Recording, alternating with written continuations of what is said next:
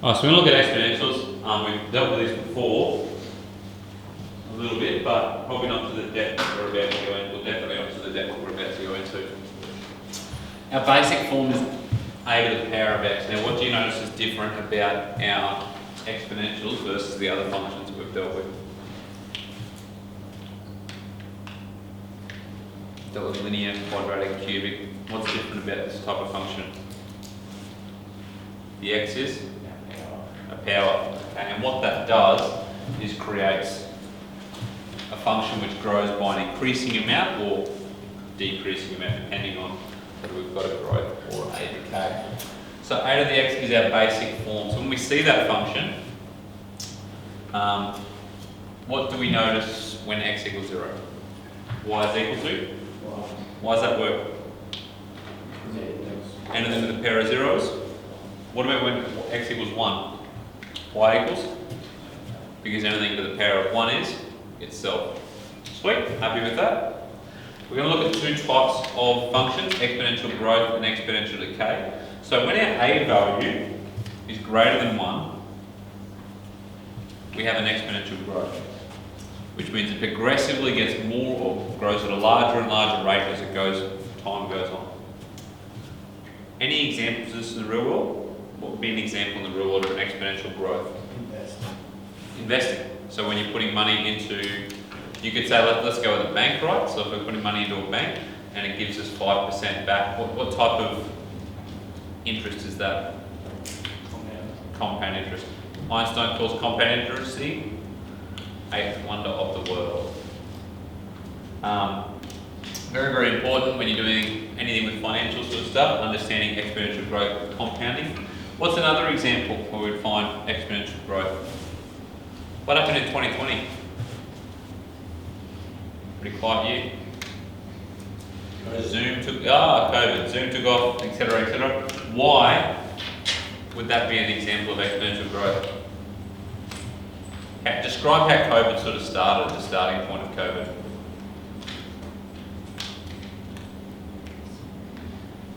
Start with like the whole world getting it, or how did it start? A Couple of people got it. Then what happened with that? They infected hundreds. Or they infected themselves. They probably infected 5 to 10 each. And then what happened after that? They all infected 5 or 10 each, and then they all infected 5 or 10 each. And then what happens? Goes progressively gets bigger and bigger because it's 5, 5, 5. You're increasing it as you go along. You're getting an exponential growth. Another example you might know from a physics context is what we call a chain reaction. So if you're aware of Oppenheimer and that sort of stuff, it's got a bit of press recently, but there was when you have a nuclear reaction with the uranium, it releases how many neutrons? Anyone know? 3. So when you throw one neutron in, it creates an unstable reaction. When the reaction occurs, it releases 3, and one of the sleek geeks represented this. He stood on stage, he had a full auditorium full of people, and he had a single ping pong ball in his hand, and when everyone walked in, they were given 3 ping pong balls. And he said, look, it's really simple. When you get hit by a ping pong ball, you just throw yours in the air. So sitting in front of this auditorium full of about a couple of thousand people, throws his ping pong ball into the crowd. Hits someone, you see 3 ping pong balls go. And then within like 4 seconds, what do you think is happening? Ping pong balls are going everywhere. So he throws one in, and that's just replicating that nuclear reaction. Cool? And that's an example of our exponential growth. That happens over a very short period of time, but you can appreciate it. That's an example of exponential growth, and that's when a is greater than 1. Exponential functions also apply with decay, and this is an example whereby the amount that we're decreasing gets smaller every time. So with our exponential growth, the amount we're increasing gets progressively bigger and bigger and bigger. When we're exponentially decaying, the amount we're losing gets smaller and smaller and smaller. Awesome? Happy with that? Do you notice there's a bit of, I wouldn't say symmetry, but we can see a relationship between those two, correct? They're reflected around the x-axis, around the y-axis, sorry. So when we've got an a value that's greater than 0, but less than 1, we get exponential decay. So when we've got a decimal, a positive decimal value of a, we get exponential decay. Anyone think of any examples of exponential decay in the real world? Like isotope. Isotopes, when we're dealing with nuclear physics, when we've got half-life, so over a period of time, half the material reacts, And that progressively happens over and over again. We had a visual of that. What was the visual of me describing that recently? We did it like last term. What was I trying to do? I was trying to get to the door, correct? What was I allowed to do? Walk half the distance. I went most of the distance in my first step, correct? And I never got to the door. That was an example of exponential decay. I got very, very close to the door. I got close to 0, but I didn't ever reach the door. And that is an example of an exponential decay. The amount I walked every time got progressively smaller and smaller and smaller. Awesome.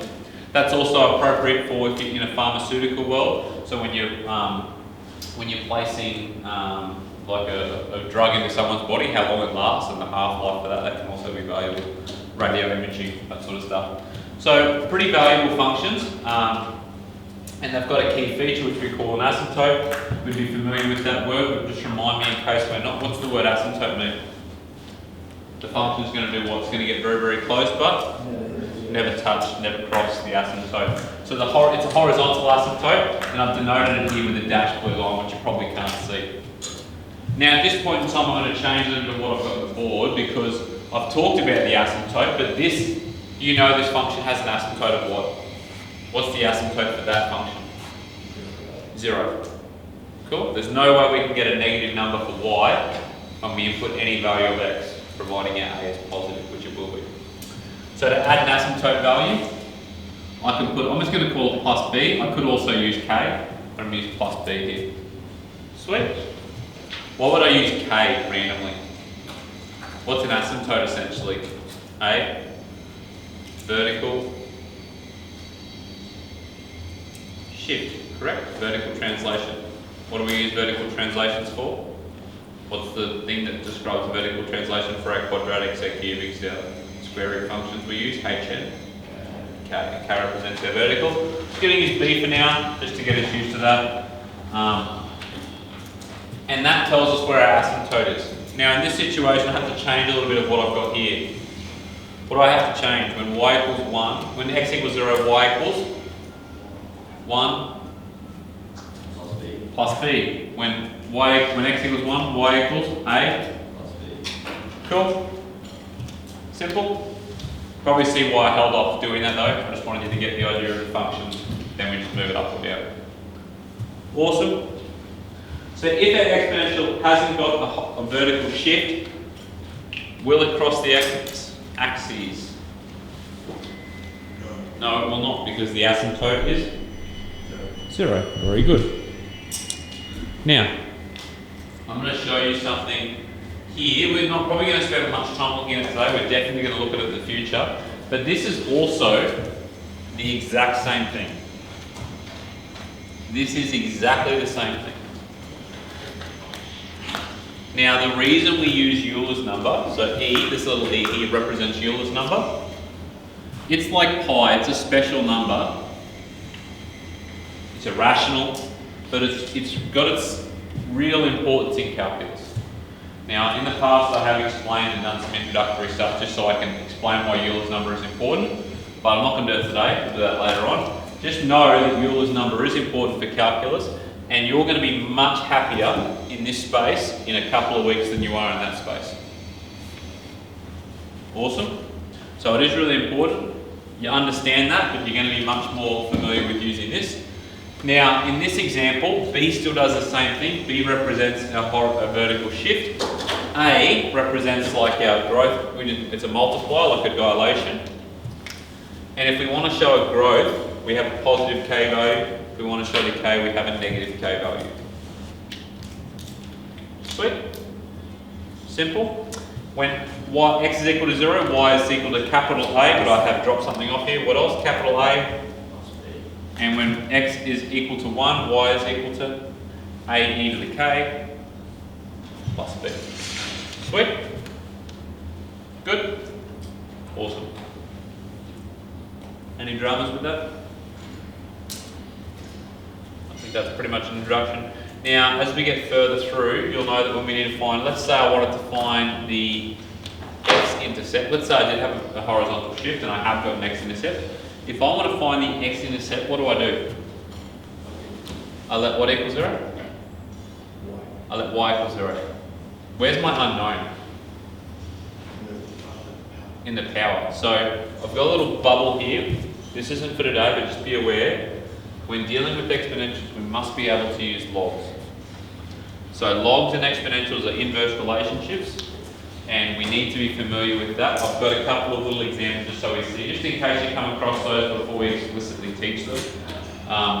We often represent log base 10 as just writing log, and we represent log base e as ln. So you'll see those buttons on your calculator. Awesome. But I think I've talked to you for long enough. So what we're going to do is I was going to do some exercises, but I want you to do it with me first. So there's a lesson 2. I just want you to do the introduction.